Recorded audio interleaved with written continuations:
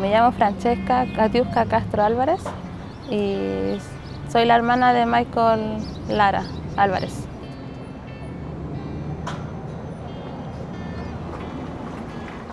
De chiquitito, pero siempre ha sido así, bien agrandado. Por ejemplo, cuando él vivía con nosotros, porque yo viví con él igual, antes que se fuera para el norte, él jugó harto con mi hija, porque eran de la misma edad. Se llevaban por un año, entonces jugaron bastante y eso es lo que más recuerdo de él. Él me cantaba la canción de Estrellita, ¿dónde estás? Esa canción siempre me cantaba la misma y me la repetía. Y de lo que estaba pasando en la aldea él no tenía mucha noción. Él siempre vivía en un mundo como de juego.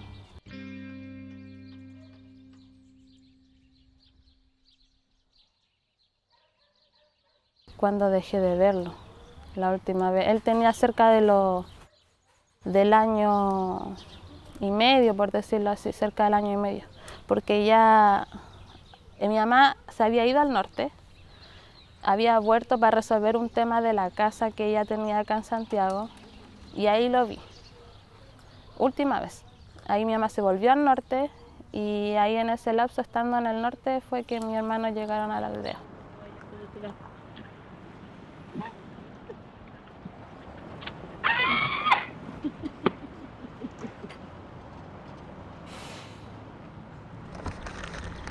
Hola, digan hola, hola, Brian, hola, hola. A mí me lo quitaron un 20 de enero. Después yo me enteré de que a él lo querían dar en adopción. Y yo no lo permití porque yo soy su madre y estoy viva y yo todavía podía cuidarlo y criarlo.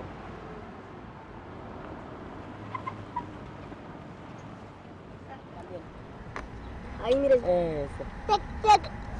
Quiero todos los niños de ahí. Mira ahí. A Jan, a la Grisha, a la Grisha, a la Grina, Al a Cari. Gerán, a la Katy, a la Katy, al tío Luis. al tío Luis. Sí, a todos. Él quiere a todos los niños de jardín. ¿Por qué quitárselo? Si ellos no estaban mal con mi mamá, no tenían ningún tipo de vulneración más allá de lo que le hizo mi mamá a mi hermano. Yo encuentro que muy injusto, muy injusto. A mí me mataron doble. Me los quitaron una y después me entregan al Michael muerto. A mí me mataron en vida, doble.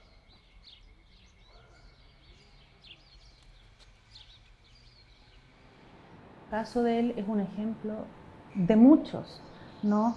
Donde se van repitiendo el mismo patrón de vulneración que tuvo él y su familia. Lo vemos en muchos casos en nuestro país.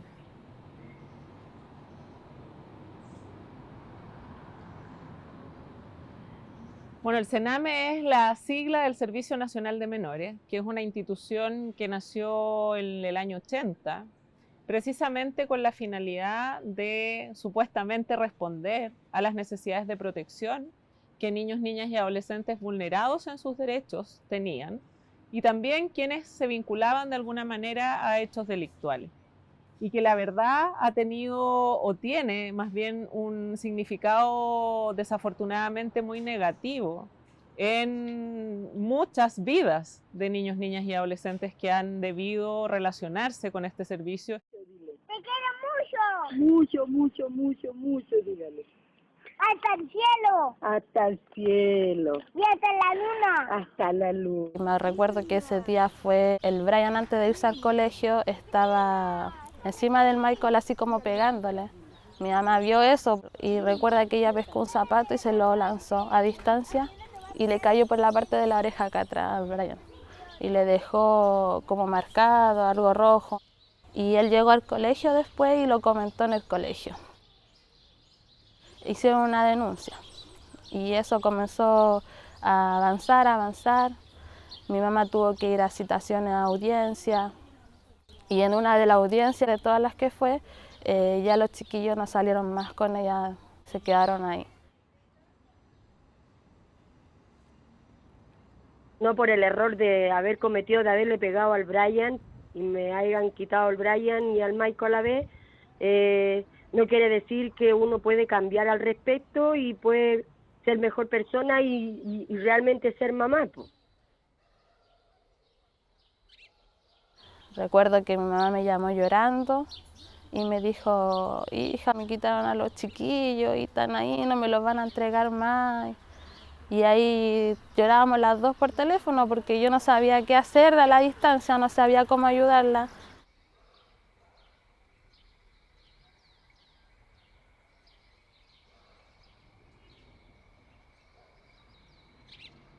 Y lo que ha hecho el Estado de Chile es decir, creamos una institución que es el Servicio Nacional de Menores, pero las residencias de protección las puede administrar directamente, o sea, en residencias que el propio Sename gestiona, o puede delegar esa administración en organismos colaboradores con quienes hace convenio. Y cuando hace convenio, financia estos organismos colaboradores a través de subvención por niño.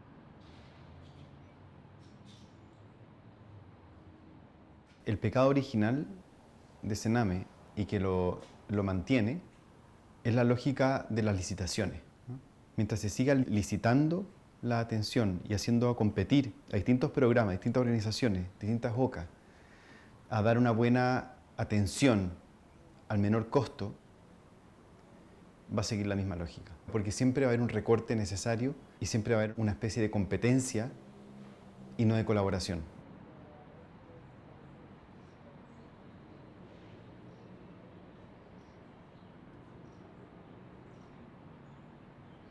Adentro había droga, tenían hasta armas. Se nota que hay muchas cosas que están al lote ahí. Por ejemplo, los niños grandes están con los niños chicos.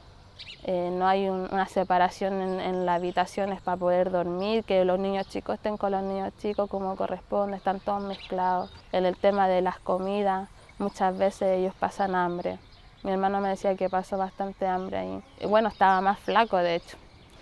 Y mi hermano Michael estaba lleno de piojos. Entonces ahí uno se da cuenta que en el fondo no están cuidados como en casa.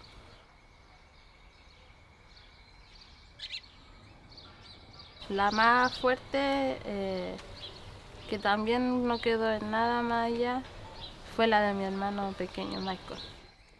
Hubo un niño ahí de 16 años habrá tenido en ese entonces, que al Michael le hizo abuso sexual. Le dijeron a mi mamá que hicieron una denuncia internamente en la que estaba todo ya listo, por decirlo así. Y mi mamá en ese momento le dijo que ella lo que quería era que lo sacaran a ese niño de ahí, que no estuviera, y de hecho que prácticamente que no estuviera en la aldea, porque él iba a salir al patio y lo iba a seguir viendo, entonces que lo sacaran. Y ella le decían que estuviera tranquila, que ya lo iban a solucionar internamente y que iba a haber solución con el tema. Pero el niño después nos dimos cuenta que siguió ahí, siempre siguió ahí.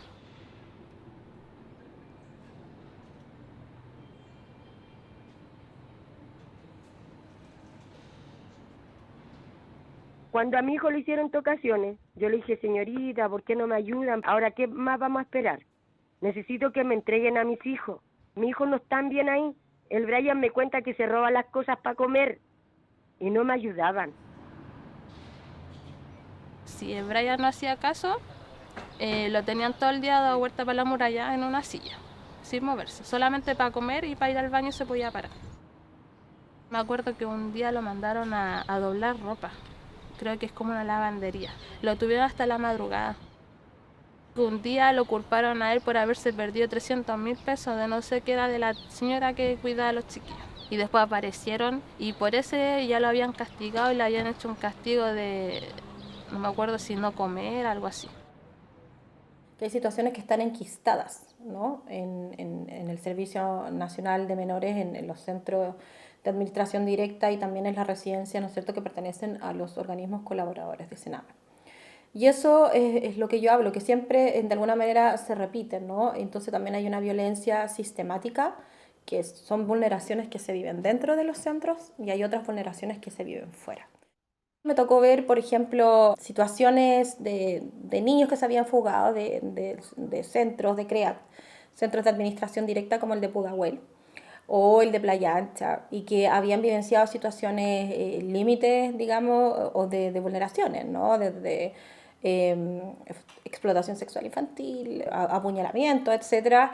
O sea, una cosa es lo que pasa también los niños que huyen de esos centros porque prefieren vivir en la calle que vivir institucionalizados.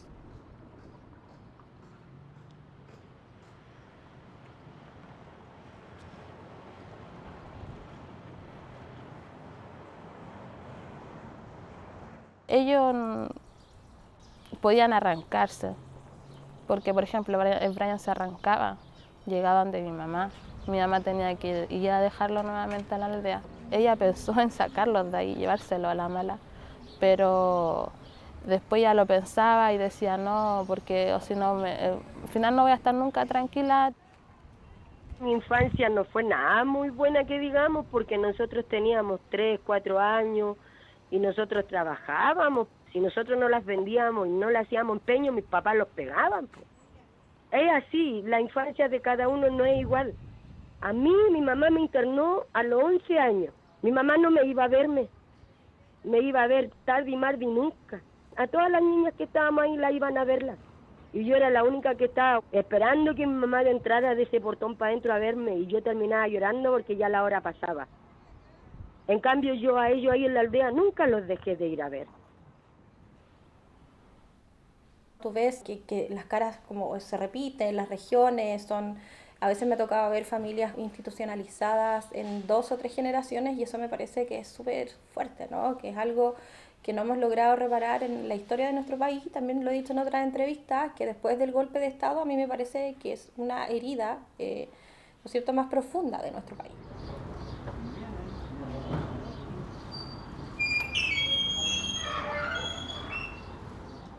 A todo esto a mi hermano lo tenían castigado en una pieza, estaba castigado, lo tenían cerrado con llave, porque él se había sacado unos dulces sin permiso y ella lo tenía castigado.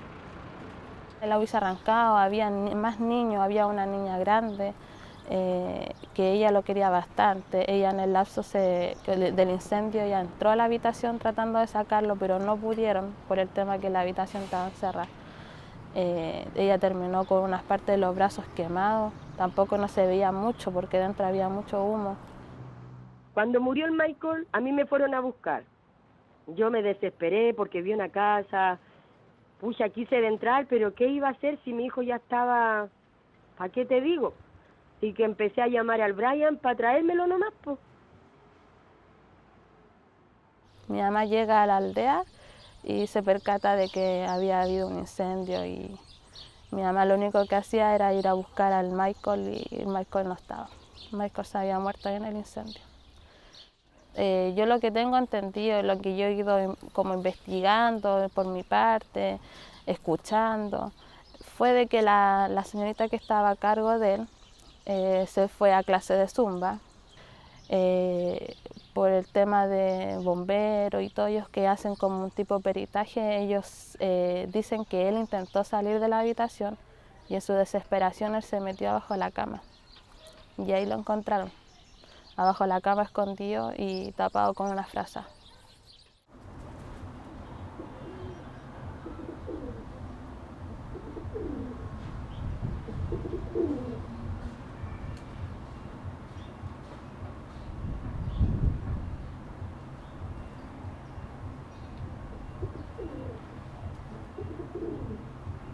El punto es que la negligencia fueron de las personas adultas que estaban a cargo, que no fueron capaces de dejarlo por último afuera de la habitación. Yo ni lloro, pues yo estoy así como trancada, ni lloro. Yo estoy enojada, estoy súper enojada.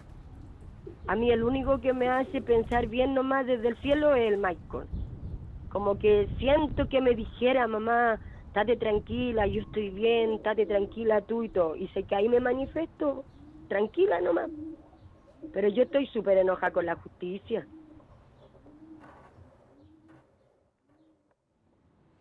El caso de él es una muerte más dentro del sistema que nos debería impactar profundamente.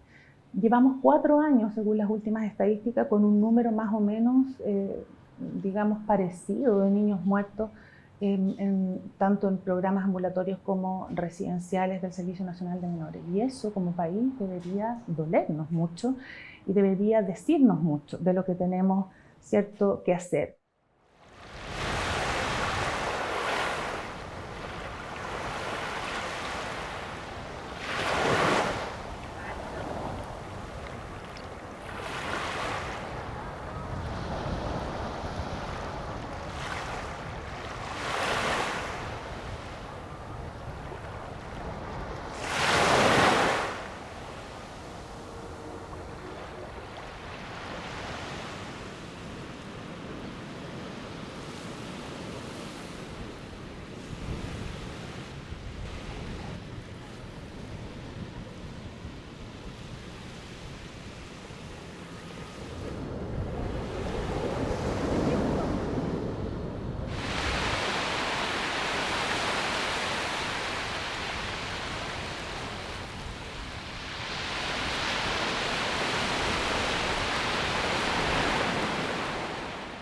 Mi nombre es Edison Gallardo, tengo 42 años, estudiante de trabajo social, padre de una hija, un trabajador más de este país.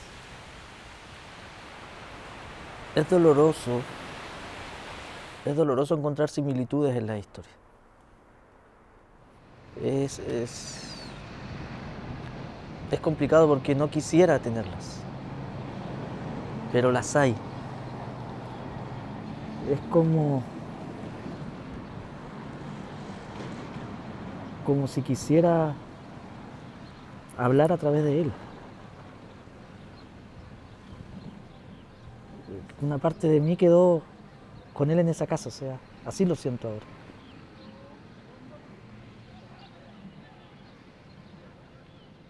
Hoy disimulo con una barba mi fisura unilateral palatina con la que nací, que la gente le llama labio leporino.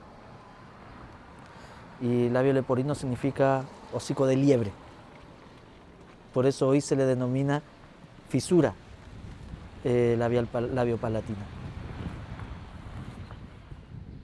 Mira, a ese internado llegamos por un concepto que es duramente sancionado en Chile. No solamente sancionado, es criticado, es estigmatizado, es discriminado, que es ser pobre. Éramos pobres. Y al ser pobre en este país no eres humano, no tienes derechos, no eres persona.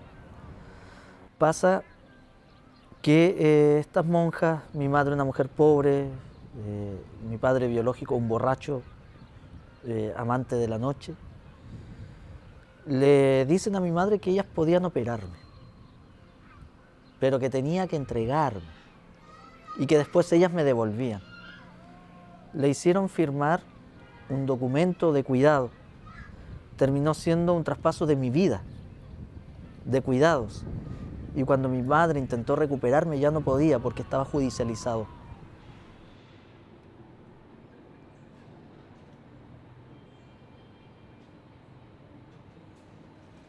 ¿Qué es lo que dice el comité? Usted, Estado de Chile, lo que ha hecho es entender su rol desde una lógica absolutamente subsidiaria e incluso asistencialista y casi caritativa, porque no ha sido capaz de satisfacer los derechos de estos niños, niñas y adolescentes, entre muchas otras cosas, dentro de las cuales también es una crítica muy profunda al Estado de Chile en relación a las decisiones que a nivel judicial se adoptan para internar niños en residencia, donde lo que declara el comité es que esto se hace más bien sobre la base de la pobreza. Así como en algún momento se sostiene que la pobreza es sinónimo de encarcelamiento, también la pobreza está siendo sinónimo de institucionalización en residencias de protección. Y eso es muy grave porque evidentemente da cuenta de la afectación de la igualdad y no discriminación.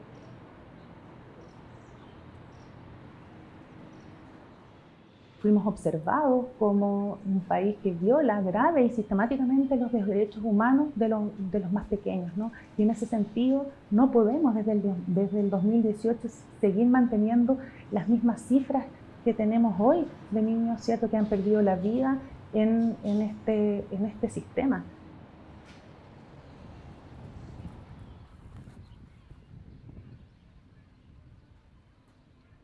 Quisiera tener recuerdos lindos, porque la parte más mágica de un niño es la infancia, la primera infancia, la niñez. Pero cuando esta está marcada por el abuso sexual, por los golpes, con solo decirte que aquí están los dedos fracturados todavía, que duelen con el invierno, que me lo hacen recordar cada año, y ya tengo 42, es la cicatriz en mi cabeza, que es de 10 centímetros de largo, una cicatriz craneal, producto de un golpe en una tabla. Estábamos hablando de que yo era un niño.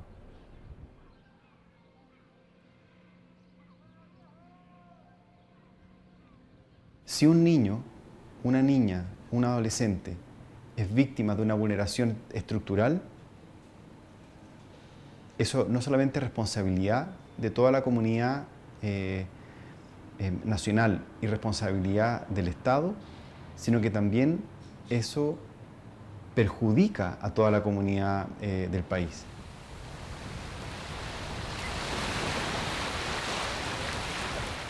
Aquí hubo un abuso del sistema. Aquí mataron no solamente a Luis, mataron a su madre, mataron a su familia, destruyeron la familia, mataron inocencia, mataron alegría. Y eso tiene que terminar. No tienen que existir más Luis Laras, no tienen que existir más Edison Gallardo, no tienen que más existir Lizeth Villa.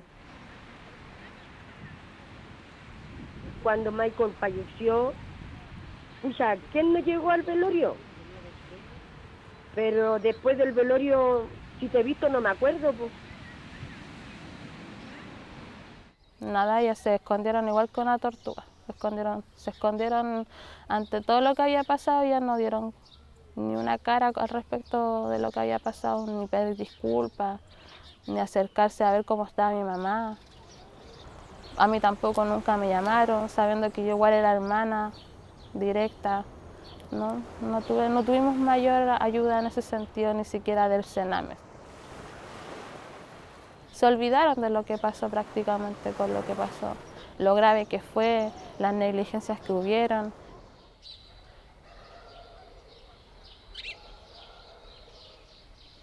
Yo tengo 2 tatuajes que me lo hice después que falleció mi hermano porque sentí que al hacérmelo yo lo llevaba aquí conmigo. Lo que yo veo ahí es ausencia de identidad. Está borrado un niño, no hay ni siquiera una dignidad en el entierro, digamos, ¿no? Y eso me parece súper preocupante, ¿no? Como los sin voz, los que no existen, los invisibles. Y eso es lo que yo veo cada vez que reporteo una historia de Sename, los invisibles. Y en ese sentido, en todas las discusiones, creo que lo que se pierde es lo más importante, ¿no? Los niños, digamos, ¿no? Siempre uno ve como esta especie como de pantomima de los políticos, que hay una preocupación, estas frases para la galería, que son los niños primero. Pero en el reporteo, en los que estamos, muchos periodistas también, yo no soy la única que reportea sobre estos temas, cuando estás ahí, ¿no?, con ellos, o estás de alguna manera empapándote un poco de la realidad, que bien te das cuenta que ellos no le preocupan a nadie, ¿no? No son un grupo de presión, un grupo que vota, ¿no es cierto? Entonces te das cuenta que en ese adultocentrismo que ha castigado a muchos niños y adolescentes de este país, ¿no es cierto?, finalmente quienes son los más olvidados son ellos, ¿no?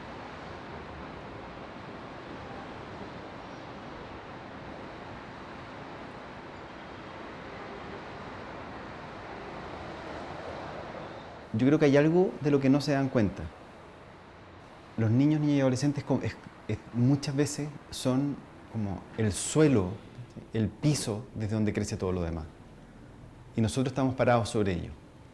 Si tú dejas que ellos sean vulnerados, estás debilitando tu suelo también. Y de eso es probable que no se den cuenta. A mí me da miedo que tengamos una ley que no tenga garantías reales, que no tenga derechos, que sean además garantizables, que no haya una distribución y una presencia territorial efectiva, que haya no sé, entes rectores y protección administrativa, que no todo se vaya a los tribunales. Yo creo que mientras no hagamos esos cambios, y que es un cambio cultural además, va a ser difícil tener estructuras que realmente cuiden. Eso, a mi juicio, es una de las cuestiones más relevantes, ¿no? La necesidad de este país de tener un sistema articulado, coordinado, todas las instituciones, un único sistema de información.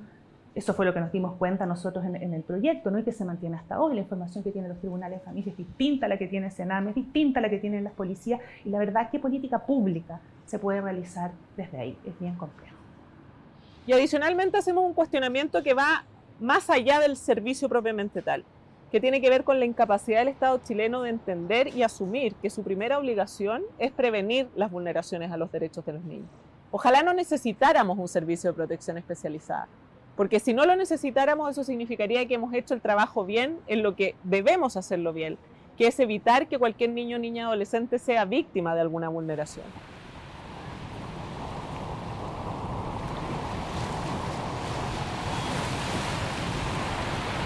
Es un tema, un problema político. Aquí tienen que haber políticos con las manos manchadas, porque de lo contrario no concibo cómo no han peleado por la infancia. Basta la muerte de un niño para que un país entero se conmocione, porque somos reaccionarios. Los niños pobres y en Sename solamente aparecemos cuando nos matan, no antes.